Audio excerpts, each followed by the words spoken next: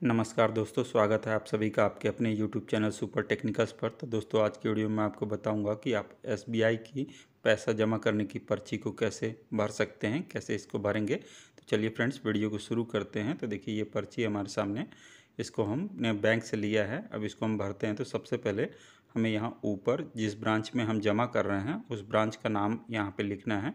जैसे मेरी गुलहरिया ब्रांच है तो मैं यहाँ पर गुलहरिया लिख ले रहा हूँ। ठीक है, ये लिख लेंगे गुलहरिया, जो भी आपकी ब्रांच है लिख लेंगे। इसके बाद जिस तारीख को आप जमा करने जा रहे हैं पैसे को, उस तारीख को यहाँ पे आपको लिखना होगा। तो वो तारीख यहाँ पे आप लिखेंगे। ठीक है, मैं इसको भी लिख ले रहा हूँ तारीख अपनी। और तारीख लिखने के बाद आपको अकाउंट नंबर यहाँ नीचे ये वाले कॉलम में आपको यहाँ पे अकाउंट नंबर डालना है, जिस अकाउंट में आपको पैसे को जमा करना है। ठीक है, ये हम अकाउंट डाल दे रहे हैं। और अकाउंट नंबर डालने के बाद आपको पेमेंट की डिटेल देनी होगी। चलिए, मेरा अकाउंट नंबर हो जाए उसके बाद मैं यहाँ नीचे पेमेंट की डिटेल डाल दे रहा हूँ। जैसे मैं आपके पास जिसके जितने नोट हो, मेरे पास 500 के 14 नोट हैं, तो मैं यहाँ पे 500 के आगे 14 लिख दे रहा हूँ। और उसके बाद टोटल इसका जो होगा वो सामने लिख देंगे। जैसे 7000 टोटल हो रहा है तो इसका हम टोटल 7000 लिख देंगे। जो आपका टोटल आएगा आप उसको लिख देंगे। इसी प्रकार मेरे पास 200 के 6 नोट हैं, तो ये हम यहाँ पे 6 लिख देंगे 200 के आगे, और यहाँ पे 1200 लिख देंगे। इसके बाद हम यहाँ पे एक लाइन स्क्रॉल करके खींच देंगे थोड़ा। देखिए, इस प्रकार से आपके अपने हिसाब से अपनी लाइन खींच सकते हैं, खींच देंगे। और नीचे जो टोटल आते हैं, जो टोटल अमाउंट, जैसे 8200 यहाँ पे टोटल हो रहा है तो मैं 8200 यहाँ पे लिख दे रहा हूँ। ठीक है, ये 8200 रुपये लिख देंगे। अब चलते हैं इस पेज के ऊपर में। ठीक है, अब ऊपर में आपको यहाँ पर खाता धारक का नाम डालना है। जो आपने अकाउंट दिया है उसका जो खाता धारक होगा उसका नाम आपको यहाँ पे फिल कर देना है। ठीक है, ये नाम फिल कर लेंगे। अब इसके नीचे के कॉलम में जो आपने रुपए दिए हुए हैं, ये जो 8200 जैसे मैंने यहाँ दिखे हैं, तो उसको आपको शब्दों में लिखना है 8200। ठीक है, या जो आप अमाउंट फिल किया होगा आपने, वो अमाउंट को आप शब्दों में लिख देंगे यहाँ पे। ठीक है, ये हो गया हमारा यहाँ तक। अब चलिए चलते हैं हम दूसरे पेज पे।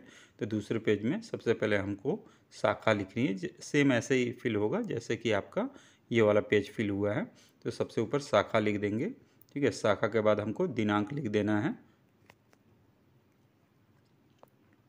ये दिनांक हम फिल कर लेंगे। और उसके बाद आपको खाता संख्या दे देनी है।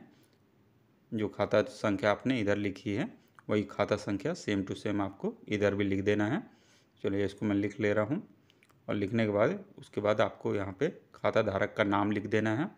ये रसीद आपको मिलेगी बैंक की तरफ से रिसिप्ट के तौर पे वापस। ठीक है, तो यहाँ पे खाता धारक का नाम लिख देंगे। इसके बाद शब्दों में लिख देंगे कि कितने रुपए आप यहाँ पे जमा कर रहे हैं। तो वो लिख देते हैं। जैसे यहाँ पे हमने 8200 लिखा है, सेम ऐसा ही 8200 रुपये लिख देंगे यहाँ पे। ये हमारा हो गया यहाँ तक। अब इसके बाद आपको नीचे यहाँ पे नोटों का विवरण देना पड़ेगा, वैसे ही जैसे आपने इधर दिया है।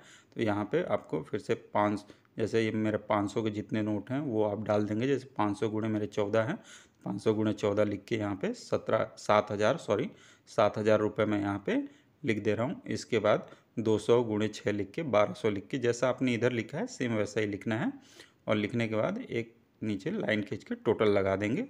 और टोटल लगाने के बाद आपका बस एक काम बचता है, सिग्नेचर करना। तो चलिए, ये हमारा टोटल लग गया है।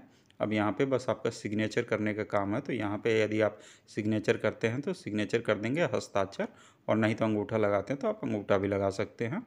और यदि आपका, अब देखिए, 50,000 के ऊपर की अमाउंट होगी तो यहाँ आप पैन कार्ड नंबर डालेंगे।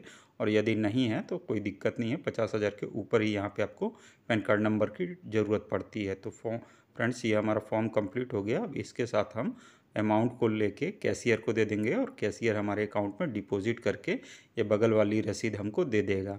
फ्रेंड्स, यदि वीडियो पसंद आए तो वीडियो को लाइक करें और चैनल को सब्सक्राइब करें। Thanks for watching video.